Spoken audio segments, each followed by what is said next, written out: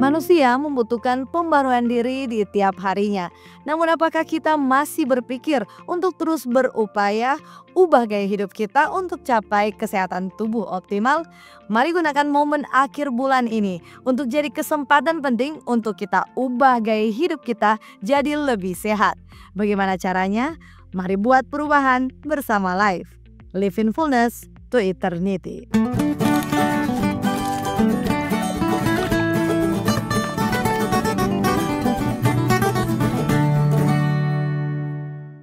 Sahabat Life, tentu tidak sedikit upaya kita coba untuk jadi lebih baik, tapi tidak semudah membalik telapak tangan.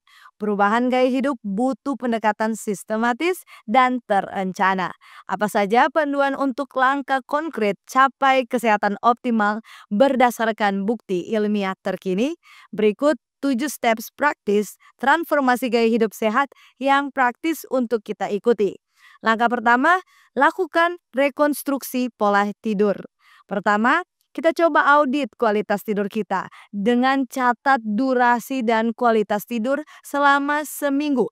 Dan sekaligus kita jangan lupa untuk identifikasi apa penyebab gangguan tidur selama ini. Setelah itu kita sudah bisa mulai desain rutinitas tidur yang baru kita. Penting untuk kita tetapkan waktu tidur dan bangun konsisten secara perlahan. Agar bisa konsisten, jangan lupa kurangi paparan layar elektronik 1 jam sebelum jam tidur yang kita tentukan. Kalau perlu, silakan gunakan teknologi peredam cahaya biru. Dan untuk kita bisa bantu optimalkan lingkungan tidur kita, silakan atur suhu ruangan kita di 18 hingga 22 degree Celcius. Kita bisa gunakan tirai kedap cahaya dan usahakan untuk lakukan minimalisasi kebisingan.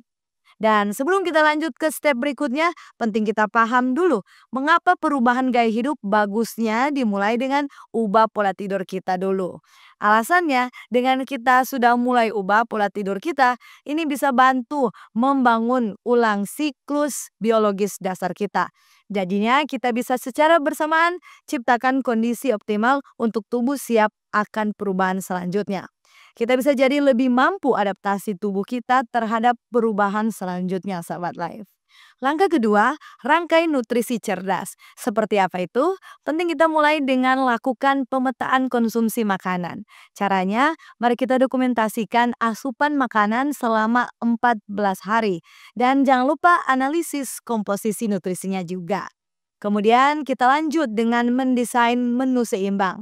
Pastikan kita masukkan 50% sayuran dan buah di sana, 25% protein, dan 25% lainnya datang dari sumber karbohidrat kompleks. Pastikan kita batasi gula tambahan dengan kurang dari 10% kalori harian. Lalu langkah terakhir, kita atur strategi konsumsi kita. Mari gunakan piring berukuran lebih kecil dari biasanya. Apalagi kalau kita terbiasa makan banyak, sahabat Life. Lalu pastikan kita makan secara sadar dan tanpa gangguan. Lebih baik kita singkirkan tontonan sambil makan kalau itu bisa menghalangi proses berkunyah kita. Dan tentu sebelum makan jangan lupa untuk minum paling kurang 30 menit sebelum makan.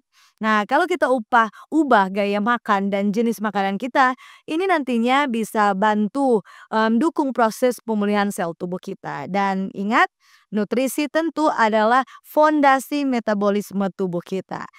Jika mau sehat, penting ubah fondasi penting ini. Langkah ketiga, rekonstruksi aktivitas fisik.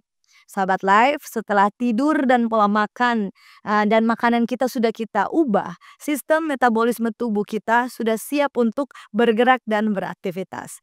Jadi langkah selanjutnya yang mengikuti adalah lakukan perubahan gaya hidup dalam bergerak kita. Caranya, pertama, penting kita lakukan asesmen kondisi awal kita.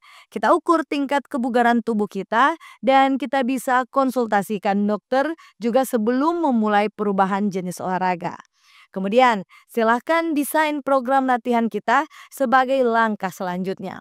Usahakan untuk kita lakukan olahraga kardio sebanyak 150 menit per minggunya. Kemudian, bisa juga lakukan latihan kekuatan sebanyak 2 hingga 3 sesi per minggu. Dan sertakan gerakan fleksibilitas tubuh seperti yoga atau gerakan peregangan sebanyak 30 menit per minggunya. Agar tubuh tidak terlalu terbeban dalam perubahan yang kita lakukan, mari buat target bertahap. Dan jangan lupa sertakan sistem rewards yang sederhana agar kita bisa lebih termotivasi untuk terus berusaha berubah jadi lebih sehat. Langkah keempat, manajemen stres ilmiah. Nah, setelah fondasi fisik terbentuk, penting kita cegah disregulasi hormon dan harus kita bangun ketahanan psikologis kita juga. Untuk itu, penting kita mulai dengan pemetaan stresor. Kita harus cari tahu apa saja pemicu stres kita dan kita kategorikan atau kelompokkan sumber stres kita ini berdasarkan tingkatannya. Kemudian kita lanjut ke teknik intervensi manajemen stres. Caranya, jangan lupa untuk sisihkan waktu bermeditasi 10 hingga 15 menit per harinya. Lakukan teknik pernapasan dalam dan lakukan jurnal refleksi emosional sangat dianjurkan. Setelah itu, dihimbau untuk kita bangun ketahanan mental kita dengan batasi konsumsi media sosial kita. Jangan lupa prioritaskan waktu istirahat dan bangun jaringan dukungan sosial di sekitar kita, bukan hanya di dunia sosial kita. Langkah kelima, protokol minum air optimal. Perubahan selanjutnya adalah kita coba mulai menghitung. Mari kalkulasi kebutuhan air kita. Caranya kita bisa hitung 30 hingga 35 ml dan dibagi dengan jumlah berat badan kita dalam satuan kilogram. Kita bisa juga gunakan aplikasi pelacak kalau mau sahabat live. Yang penting adalah kita harus ingat, air putih harus yang utama. Hindari minuman berkafein, apalagi kalau dikonsumsi berlebihan. Kita bisa tambahkan rasa di air putih kita dengan kita tambahkan irisan buah segar di sana. Setelah kita pastikan kita senang dengan air minum kita, jangan lupa tetap lakukan monitoring seperti perhatikan warna urin kita. Langkah keenam, pembangunan ekosistem sosial. Kehidupan sosial kita bisa mempengaruhi gaya hidup sehat kita. Untuk itu, jangan lupa kita evaluasi kualitas hubungan kita dan identifikasikan hubungan positif yang penting kita kembangkan.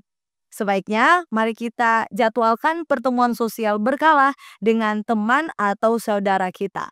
Kita juga bisa ikuti komunitas berbasis minat atau hobi kita dan dalam berkomunikasi satu dengan yang lain. Jangan lupa untuk praktekkan komunikasi empatis satu sama yang lain juga. Langkah ketujuh adalah sistem pemantauan kesehatan. Jadi pada dasarnya semua gaya hidup di tahap ini sudah mulai terbentuk ya sahabat live. Jadi setelah itu mari kita lakukan screening komprehensif dengan cara kita cek kesehatan tahunan kita, tes darah lengkap kita, dan evaluasi riwayat keluarga kita. Lalu yang penting juga adalah kita harus dokumentasikan kesehatan kita. Kita boleh gunakan aplikasi pelacak kesehatan dari era modern ini. Di situ kita bisa rekam data kesehatan kita secara berkala. Dan jangan lupa konsultasikan hasil-hasilnya kepada dokter secara teratur. Sahabat Life, penting kita ingat bahwa transformasi gaya hidup adalah perjalanan personal kita yang membutuhkan komitmen, kesabaran, dan pendekatan sistematis. Lingkungan sekitar bisa tidak begitu mendukung, tapi pastinya perubahan harus dari tekad dalam diri kita dan dipadukan dengan doa minta kesanggupan untuk mengambil langkah bijak capai kesehatan optimal kita. Jadi sehat, mari mulai dari diri sendiri. Demikianlah pembahasan kita kali ini. Semoga sahabat live terberkati. Jangan lupa share video ini dan subscribe YouTube channel Cornelius Media. Mari kenali dan jaga kesehatan tubuh kita bersama Live in Fullness to Eternity. Sampai jumpa di pembahasan selanjutnya.